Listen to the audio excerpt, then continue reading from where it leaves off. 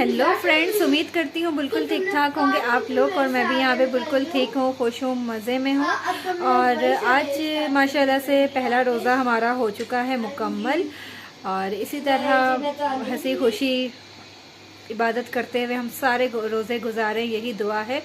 और आज आप लोग हैरान हो रहे होंगे कि मैं सामने कैसे आ गई। तो मैंने कोई ऐसा वो बोला नहीं था, या किसी भी व्लॉग में ये नहीं कहा था कि मैं सामने नहीं आ सकती, या मुझे कोई ऐसी वो पाबंदी नहीं है कि तुमने सामने नहीं आना या फेस नहीं दिखाना। कोई ऐसी बात नहीं है, कोई भी ऐसा इशू नहीं है। आज कुछ भी ऐसा ख़ास था ही नहीं दिखाने के लिए, कुछ भी करने के लिए कि तो मुझे यही था कि मैं क्या आप लोगों के साथ शेयर करूं। तो इसलिए मैं खुद ही सामने आ गई कि चलिए फेस टू फेस थोड़ी बातचीत हो जाए। मैं बहुत से कल अभी सुबह से व्लॉग्स देख रही हूँ, सहरी की रूटीन लोग शेयर कर रहे हैं, उसके बाद अफ्तारी की रूटीन शेयर कर रहे हैं। तो मुझे बड़ा मेरा दिल दुख रहा है कि मेरा बहुत दिल था, मैं सहरी में उठी और मेरा बहुत वो था कि मैं अपनी सहरी की रूटीन शेयर करूँ, लेकिन मेरे साथ हालात कुछ ऐसे हैं कि मुझे समझ ही नहीं आ रहा था कि मैं किस तरह आप लोगों को दिखाऊं। आप लोग क्या सोचेंगे कि ये क्या है। रूम के अंदर ही मैं अपनी अफ्तारी वो सहरी बनाती हूँ, और मैं आप लोगों को वो बताती हूँ, सब कुछ शेयर करूँगी, क्योंकि आप लोग मेरी फैमिली मेम्बर्स हैं और मैं कोई भी चीज़ आप लोग को शेयर किए बगैर मुझसे रहा नहीं जाता। सुबह हम लोग 3 o'clock में उठी, उसके बाद जो है अपना फ्रिज मेरा यहाँ रूम में ये रखा हुआ है। सुबह मैं उठी हूँ 3 o'clock, उसके बाद अपना आटा उठाया, आटे का डब्बा उठाया, घी उठाया, अपने मेन बड़ा जो हमारा किचन है उसमें गई कि मैंने कहा यहाँ रूम में ही, इधर जो रूम के अंदर मेरा किचन है उसमें बनाऊंगी, बच्चे उठ जाएंगे, डिस्टर्ब होंगे। अच्छा, फिर मैं वहाँ गई, वहाँ जाके मैंने पराठे बनाना अभी शुरू ही किए थे, तो गैस नहीं आ रही थी, बिल्कुल भी नहीं आ रही, मतलब कि बस दम वाली गैस थी। मुश्किल से एक पराठा बना, वो भी कच्चा पक्का। इतना मुझे कोई गुस्सा आ रहा था।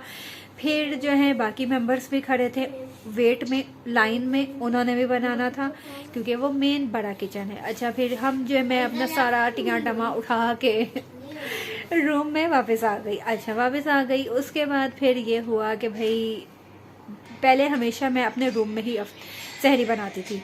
इस दफ़ा मैंने कहा कि भाई बच्चे भी डिस्टर्ब होते हैं, कुछ और भी लोग डिस्टर्ब होते हैं, तो चलो बाहर ही जाके बना लेती हूँ। ज़िदबाजी ख़त्म। तो हमने तो ज़िदबाजी ख़त्म कर ली थी, लेकिन क्या करें, अभी गैस वालों का अभी हम क्या कर सकते हैं भाई। फिर हम रूम में आ गए, और फिर हमने रूम में आके, रूम में जो हमारा आना जाना हुआ मेरा, उसमें बच्चे वैसे ही उठ गए थे। आयज़ा मुस्तफ़ा ने तो माशाल्लाह रोज़ा रखना था, उन्होंने तो उठना ही था, तो ज़ैनब जो है वो भी उठ गई थी। बस फिर मैं वो रूम में आके फिर मैंने सिलेंडर पर सारी चीज़ें वगैरह बनाई, जल्दी जल्दी सारा बच्चों को दिया। फिर हम लोगों ने माशाल्लाह से एक साथ बैठ के, ज़ैनब भी उठ गई थी, सहरी की। तो गुस्सा इस बात पर आया, फिर मैं कोई भी वीडियो वगैरह नहीं बना सकी, इतनी कोई भाग दौड़, और ऊपर से गैस की टेंशन, सहरी का टाइम नहीं निकल जाए तो फिर कहाँ बंदा वीडियो का ख्याल आ सकता था। लेकिन मुझे दुख बड़ा था, दिमाग में था कि मैंने बनाना है, करना है, लेकिन मैं नहीं कर सकी। कमरे में अंधेरा, किचन की एक लाइट जल रही है, अभी मैं आप लोगों को क्या दिखाऊं। तो मुझे बड़ा ही अफसोस कोई होता है कि भाई अपना प्रॉपर एक किचन हो, सब कुछ हो, हर एक औरत की एक ख्वाहिश होती है। तो उसी में सिलेंडर रखा हुआ हो, गैस नहीं आ रही, चूल्हे पर नहीं आ रही, आपने सिलेंडर पर ऑन किया, लेकिन ये जो इधर से उधर सारी शिफ्टिंग करना कोई आसान बात नहीं है। सारा सामान उठा के रूम से उधर लेके जाओ, उधर नहीं आ रहा, कुछ मसला है, कुछ है, वहाँ से उठा के फिर रूम में लेकर आओ, कोई आसान बात नहीं है। ये कहना बहुत आसान लग रहा होगा, सुनना बहुत आसान लग रहा होगा, जिस पर गुजरती है ना सिर्फ वही जानता है। तो मैं किसी से कोई गिला शिकवा नहीं कर रही, जो मेरे पर गुजर रही है वो बता रही हूँ। और बस दुख तो होता है, बिल्कुल होता है, और जिस पर गुजरती है सिर्फ वही समझ सकता है। बस इस तरह हमारी सहरी गुजर गई। और आज माशाल्लाह से मेरा बेटा है मुस्तफ़ा, और उसने माशाल्लाह से आज पहला रोज़ा रखा था, 8 साल का होने वाला है। और मुझे बिल्कुल भी उम्मीद नहीं थी कि वो इस तरह जो है आज रोज़ा रख लेगा, क्योंकि वो थोड़ा वीक भी है, कमज़ोर सा है, और तंग भी बहुत करता है। तो मुझे यही था कि ऐसे ही रख रहा है, रख नहीं पाएगा, सुबह उठ के नाश्ता वाश्ता मांगेगा। लेकिन नहीं, माशाल्लाह से आजकल के बच्चे हम लोगों के टाइम वाले बच्चे नहीं हैं, माशाल्लाह बहुत समझदार और बहुत अच्छे बच्चे हैं। और बस माशाल्लाह से उसने पूरा रोज़ा रखा, 5 बजे जाके ज़रा उसकी हालत जो है ना डाउन होना शुरू हो गई थी। वो तो जाहिर सी बात है, आपको पता है बड़ों की भी हालत जो है ना डाउन होना शुरू हो जाती है 5 बजे के बाद। और शुरू के रोज़े तो हम लोग बड़े हंसी खुशी और बड़े वो एक्टिव होकर रखते हैं, बड़े एक्टिव हम होते हैं। आखिरी 10 रोज़े जो होते हैं या आखिरी एक हफ़्ता जो होता है उसमें हम बिल्कुल लो डाउन हो रहे होते हैं। बड़ों का भी यही हाल है, ऐसे ही होता है। और अभी तो मौसम भी माशाल्लाह से अच्छा है, तो ये कि ठंडे ठंडे रोज़े जा रहे हैं। आज भी मौसम जो है ज़रा बादल से आ रहे थे और हवा बहुत अच्छी चल रही थी। अफ्तारी में ये कि इसका रोज़ा था, तो बस फिर मैंने जो है कुछ ख़ास इसके लिए नहीं किया, कुछ भी मैं नहीं कर सकी, क्योंकि मेरी बस अपनी भी ना तबीयत कुछ अच्छी नहीं थी। तबीयत कुछ ख़ास ख़राब नहीं थी, लेकिन ये कि बस मूड या दिल कुछ अजीब सा था। क्योंकि एक टाइम था बड़ा सा यूं लंबा सा एक दस्तरखान लगता था, हम सब बहन भाई होते थे, अम्मी अब्बू होते थे, एक गैदरिंग होती थी, एक मज़ा आता था। अब वो चीज़ नहीं रही। मतलब कि चले अभी शादियां भी हो गई थी ना, तो हम अपने घरों में बैठे हुए हैं, लेकिन फिर भी अम्मी ने बुलाना है, अफ्तारियाँ करवानी है, तो वो एक कभी होता था महीने में एक दफ़ा या 15 दिन में एक दफ़ा जाना है, लेकिन जाना है, बुलावा आएगा। अभी वो सारे मज़े वो सब कुछ ख़त्म हो गया है। तो अफसोस तो होता है, जब पकौड़ा मुंह में रखती या खजूर मुंह में रखती तो वो जहन में वही सारी बातें आ जाती, तो वाकई बहुत अफसोस होता है।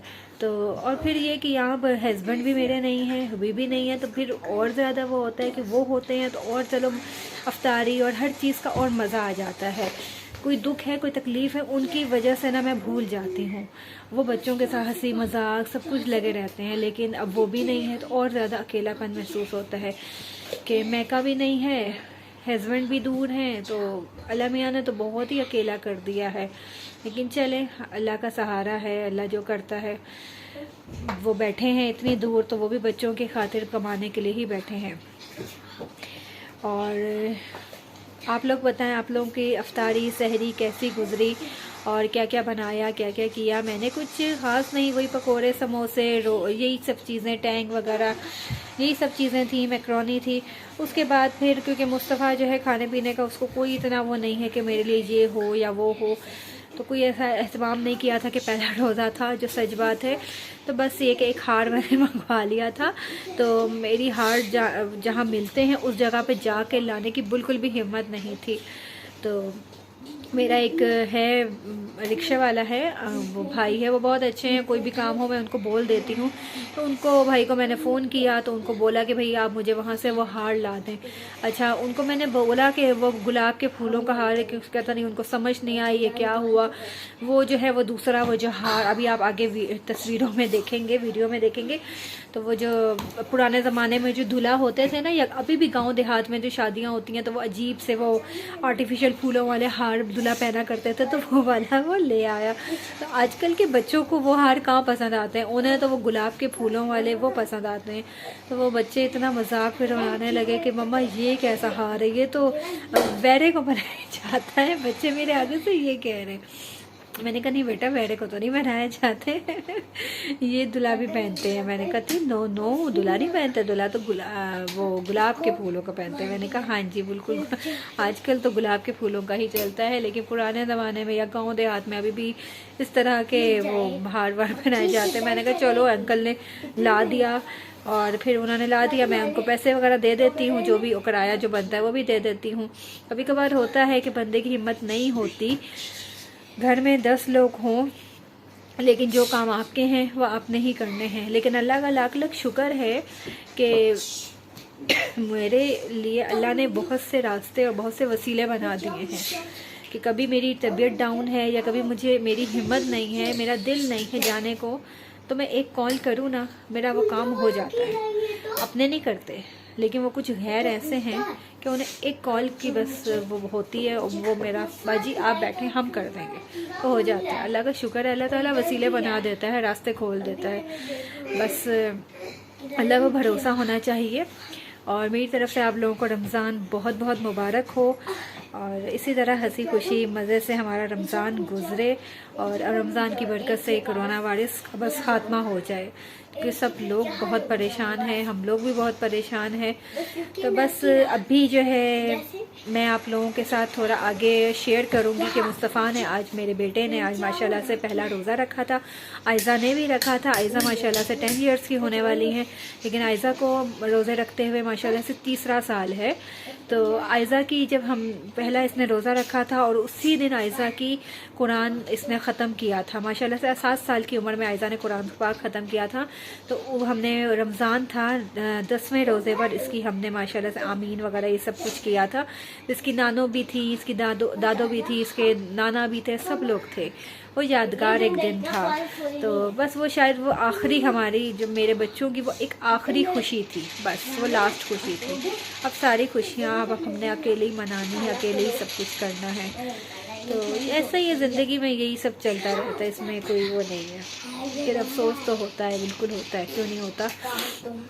तो बस ये है कि अभी आप लोग आगे देखेंगे मुस्तफ़ा की थोड़ी बहुत क्लिप्स मैंने बनाई थी अफ्तारी के दौरान, और जब वो बैठा हुआ था बिल्कुल डाउन ऐसे हुआ था।